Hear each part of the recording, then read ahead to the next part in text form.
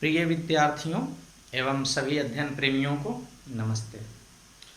आज हम अध्ययन करेंगे पद परिचय।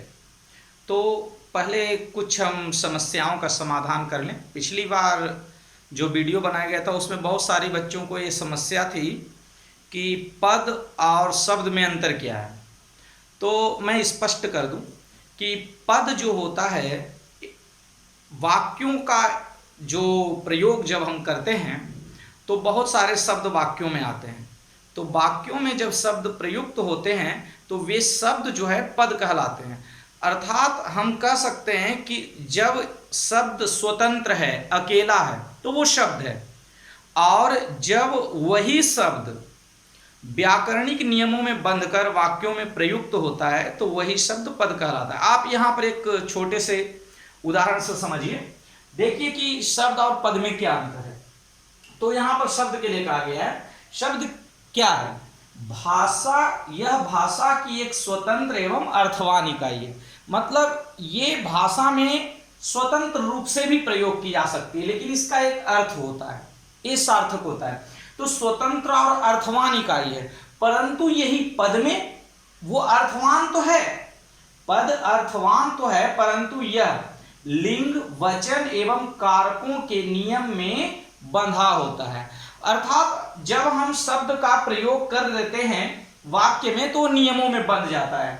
अब शब्द का आप देखिए, इसका प्रयोग एकल तौर पर किया जाता है। एकल तौर मतलब अकेले। आप इसका प्रयोग अकेले भी कर सकते हैं, एक शब्द के रूप में कर सकते हैं, परंतु जब पद है तो पद का प्रयोग आप अकेले नहीं करेंगे, क्योंकि जब अकेले करेंगे तो वो शब्द है, पद नहीं है।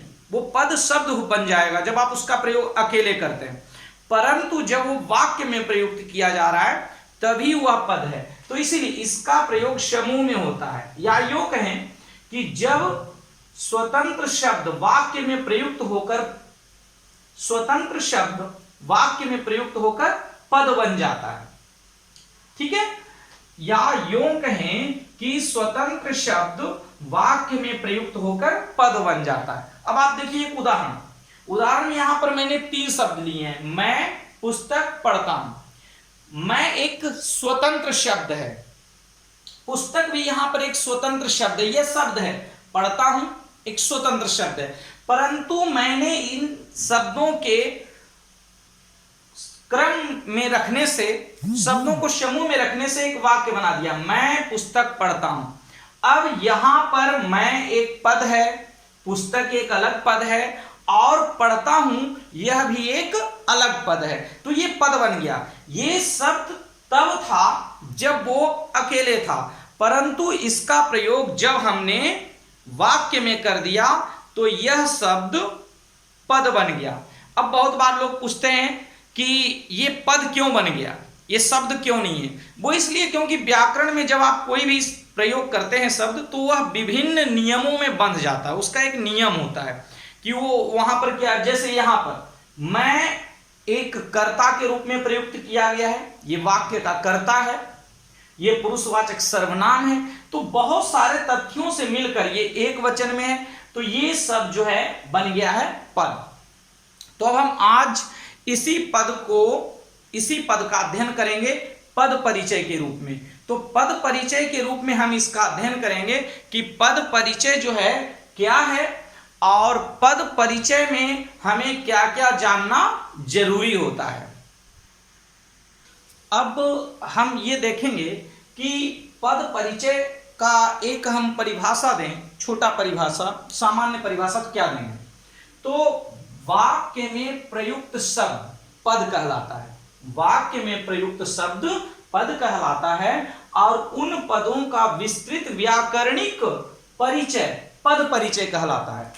उन पदों का विस्तृत व्याकरणिक परिचय पद परिचय कहलाता है। जैसे आप देखिए, एक मैंने यहां पर वाक्य लिया है, हम बगीचे में घूम रहे हैं।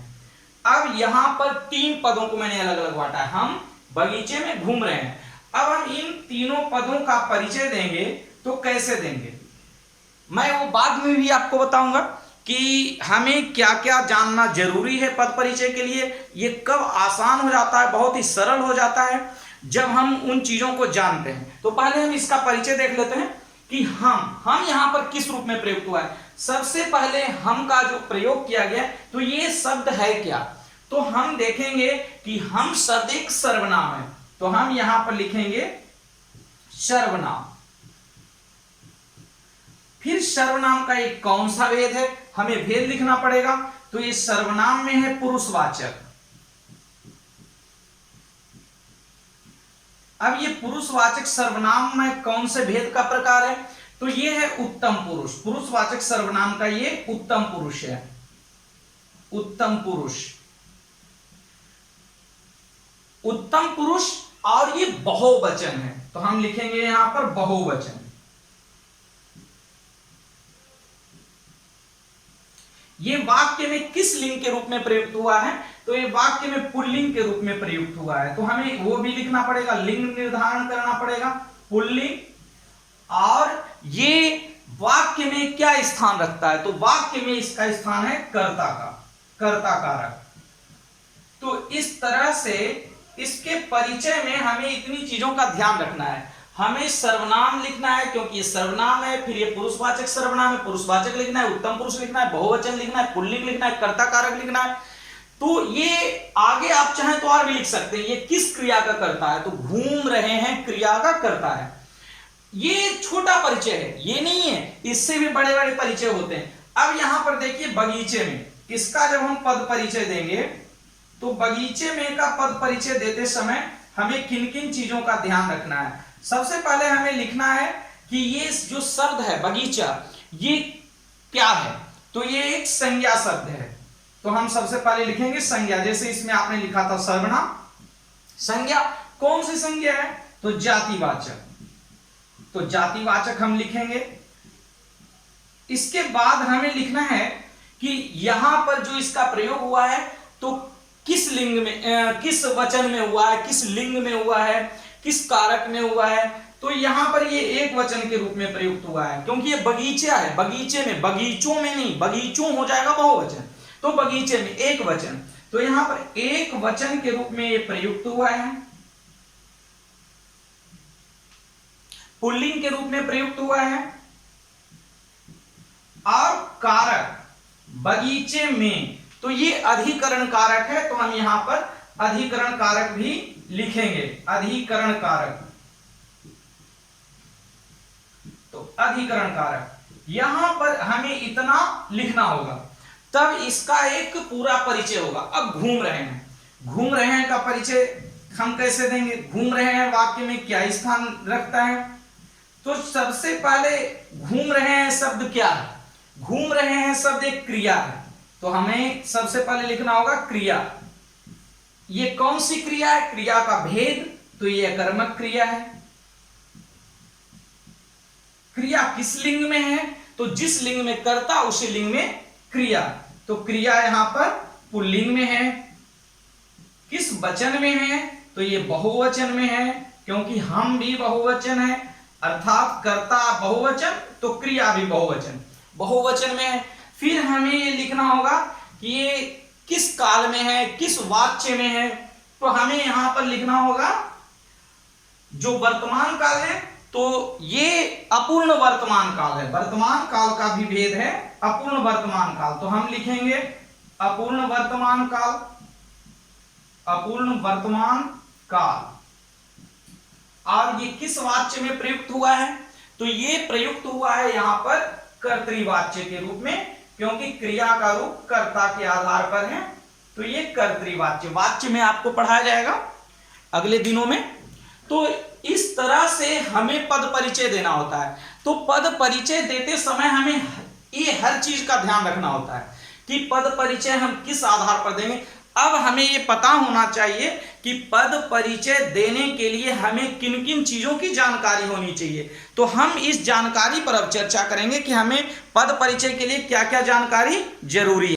तो हमें जो है पद परिचय देते समय जिन तथ्यों की विस्तृत जानकारी होनी चाहिए वो क्या क्या है, देखिए पद परिचय देते समय हमें निम्नलिखित तथ्यों की विस्तृत जानकारी होनी चाहिए। अब विस्तृत जानकारी किस किस तथ्य की होनी चाहिए, हमें पता होना चाहिए संज्ञा के बारे में, सर्वनाम के बारे में, विशेषण के बारे में, क्रिया के बारे में, क्रिया विशेषण के बारे में, लिंग के बारे में, वचन के बारे में, कारक के बारे में, काल के बारे में, वाच्य के बारे में। अब इतनी सारी जानकारियां क्या आपको एक साथ पढ़नी होती है? तो मैं कहूंगा बिल्कुल नहीं।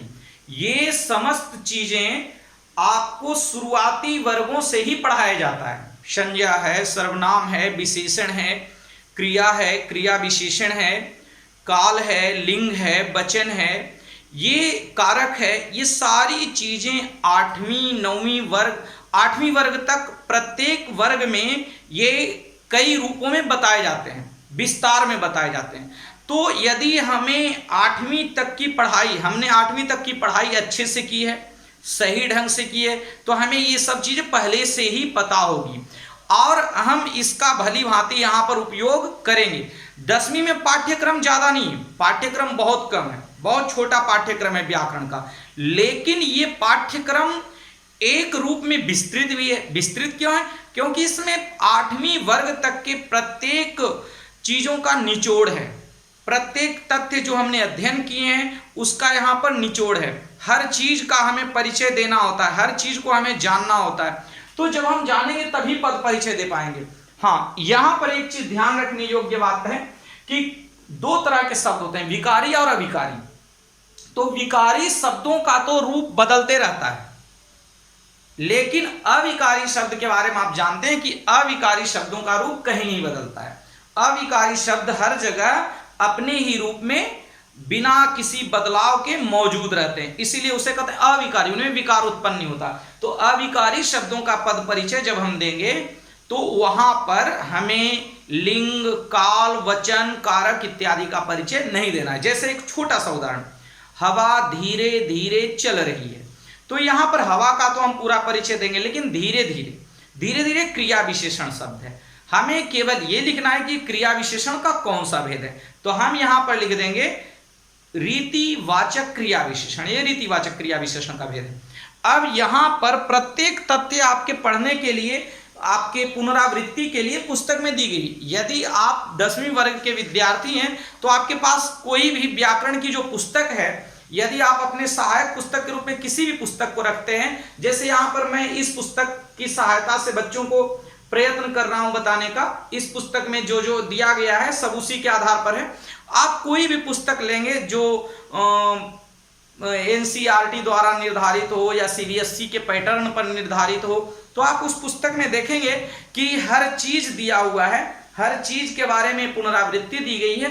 आप उसे देखेंगे और उसको समझेंगे, और यहाँ पर हर चीज को एक रिवीजन के माध्यम से समझाकर प्रत्येक के अपने अपने उदाहरण दिए गए हैं। उस उदाहरण के अनुसार यहाँ पर बहुत सारे तरीके से बताए गए हैं, पद परिचय को बताया गया है।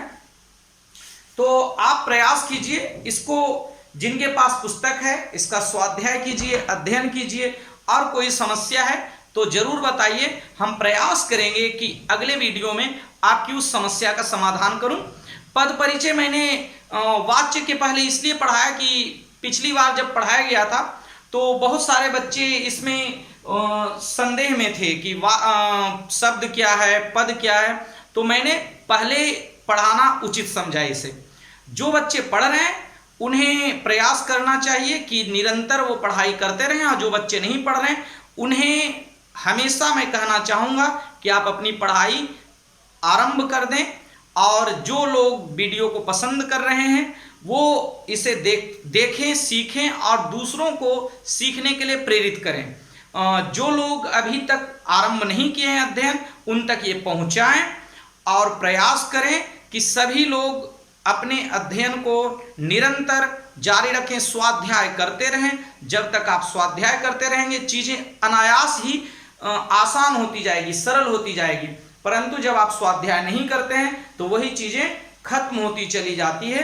विद्या का लक्षण है व्यय कृते वर्धते नित्यम। आप जितना इसे खर्च करेंगे ये बढ़ता चला जाएगा, और हम प्रयास करेंगे कि आपकी विद्या को बढ़ाने में हम सहायक बने, हम आपका मार्गदर्शक बने। यदि आपको हमारा वीडियो पसंद आता है तो आप अवश्य ही दूसरों को प्रेरित करें, लाइक करें, सब्सक्राइब करें, शेयर करें। धन्यवाद, नमस्ते।